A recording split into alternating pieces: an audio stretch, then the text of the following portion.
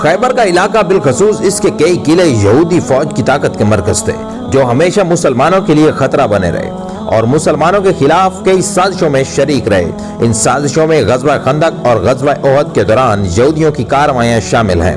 اس کے علاوہ خیبر کے یہود نے قبیلہ بنی نذیر کو بھی پناہ دی تھی جو مسلمانوں کے ساتھ سازش اور جنگ میں ملوث رہے تھے۔ خیبر مدینہ منورہ سے 60 میل کے فاصلے پر واقع یہودیوں کا بڑا شہر تھا۔ یہودی سازشیں کرتے جس کی وجہ سے آپ صلی اللہ علیہ وآلہ وسلم نے ان پر حملہ کر کے قلعہ خیبر فتح کر لیا۔ یہاں کی زمینوں کی پیداوار کا نصف حصہ اسلامی حکومت کے تصرف میں آیا۔ یہود کے تعلقات بنو قریظہ کے ساتھ بھی تھے جنہوں نے غزوہ خندق میں مسلمانوں سے عہد شکنی کرتے ہوئے انہیں سخت مشکل سے دوچار کر دیا تھا۔ خیبر والوں نے فدق کے یہودیوں کے علاوہ نجد کے قبیلے بنی غطفان کے ساتھ بھی مسلمانوں کے خلاف معاہدے کیے تھے۔ محرم 7 ہجری مئی 628 عیسوی میں حضرت محمد صلی اللہ علیہ وآلہ وسلم نے 1600 کے فوج کے دستے کے ساتھ جن میں سے 100 سے کچھ زائد گھوڑا سوار تھے خیبر کی طرف جنگ کی نیت سے روانہ ہوئے اور 5 چھوٹے قلعہ فتح کرنے کے بعد قلعہ خیبر کا محاصرہ کر لیا جو دشمن کا سب سے بڑا اور اہم قلعہ تھا۔ یہ قلعہ ایک نسبتاً اونچی پہاڑی پر بنا ہوا تھا اور اس کا دفاع بہت مضبوط تھا۔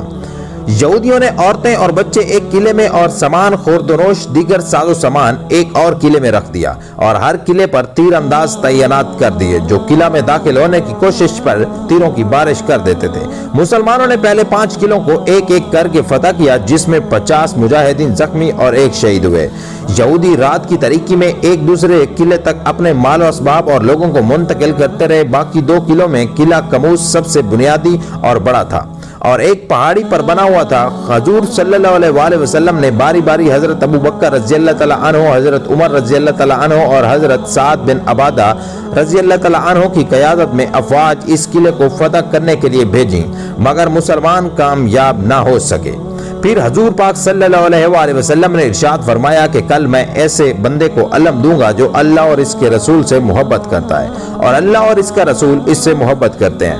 وہ شکست کھانے والا اور بھاگنے والا نہیں ہے، خدا اس کی دونوں ہاتھوں سے فتح عطا کرے گا۔ یہ سن کر اصحاب خواہش کرنے لگے کہ یہ سعادت انہیں نصیب ہو۔ اگلے دن حضور صلی اللہ علیہ وآلہ وسلم نے حضرت علی کرم اللہ وجہہ کو طلب کیا۔ صحابہ کرام نے بتایا کہ انہیں اشوب چشم ہے، لیکن جب حضرت علی کرم اللہ وجہہ آئے تو حضور پاک صلی اللہ علیہ وآلہ وسلم نے لعاب الدہن ان کی آنکھوں میں لگایا جس کے بعد تا زندگی انہیں کبھی اشوب چشم نہ ہوا۔ حضرت علی کرم اللہ وجہہ قلعہ پر حملہ کرنے کے لیے پہنچے تو یہودیوں کا مشہور پہلوان مرحب کا بھائی مسلمانوں پر حملہ ہوا مگر حضرت علی کرم اللہ وجہہ نے اسے قتل کر دیا اور اس کے ساتھی بھاگ گئے۔ اس کے بعد مرحب رجس پڑتا ہوا میدان میں اترا۔ اس نے ذرا بختر اور خود پہنا ہوا تھا۔ اس کے ساتھ ایک زبردست لڑائی کے دوران حضرت علی کرم اللہ وجہہ نے اس کے سر پر تلوار کا ایسا وار کیا کہ اس کا خود اور سر درمیان سے 2 ٹکڑے ہو گیا۔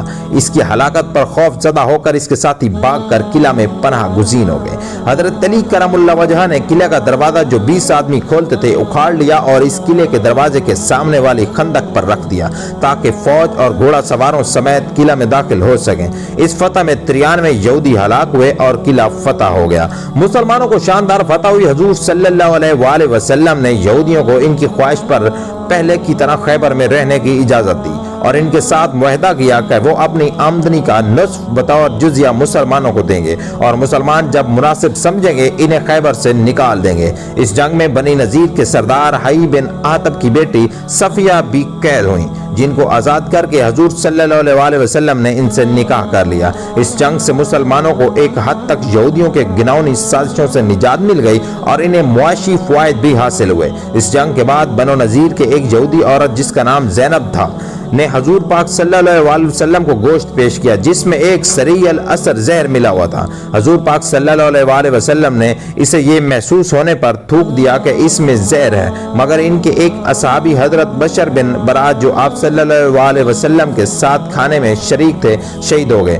آپ صلی اللہ علیہ وسلم نے حسب عبادت اپنا بدلہ تو اس عورت سے نہیں لیا لیکن حضرت محمد صلی اللہ علیہ وسلم بشر رضی اللہ تعالیٰ عنہ کے شہادت کے بدلے میں اس عورت کو قتل کر دیا گیا۔ ایک صحابی کی روایت کے مطابق بستر وفات پر حضور پاک صلی اللہ علیہ وآلہ وسلم نے فرمایا تھا کہ ان کی بیماری اس زہر کا اثر ہے جو خیبر میں دیا گیا تھا۔ مسلمانوں کو اس جنگ سے بھاری تعداد میں جنگی ہتھیار ملے جن سے مسلمانوں کی طاقت بڑھ گئی۔ اس جنگ کے 18 ماہ بعد مکہ فتح ہو گیا۔ اس جنگ کے بعد حضرت جعفر طیار رضی اللہ تعالیٰ عنہ حبشہ سے واپس آئے تو حضور پاک صلی اللہ علیہ وآلہ وسلم نے فرمایا کہ سمجھ میں نہیں آتا کہ میں کس بات کے لیے زیادہ خوشی مناؤں، فتح خیبر کے لیے یا جعفر کی واپسی کے لیے۔ شکریہ۔